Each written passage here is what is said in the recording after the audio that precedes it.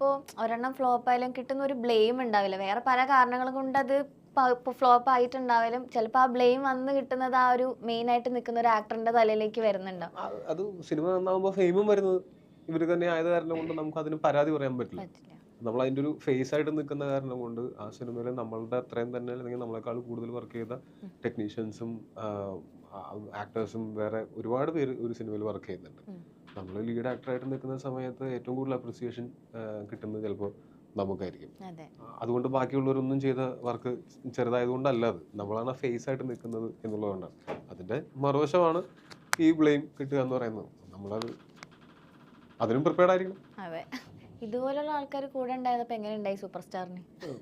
ഞങ്ങൾ ഭയങ്കര രസമായിട്ട് ആണ് ഷൂട്ട് ചെയ്തത്. ഇപ്പോൾ നമ്മൾ വേറൊരു കാര്യം കൂടെ ഉണ്ട്, ഈ സക്സസും ഫെയിലിയറും എന്നൊക്കെ പറയുമ്പോൾ നമ്മൾ പല പല മേഖലയിലൊക്കെ ജോലി ചെയ്തുകൊണ്ടിരുന്ന ആൾക്കാർ അതൊക്കെ വിട്ട് ഒരുപാട് പേര്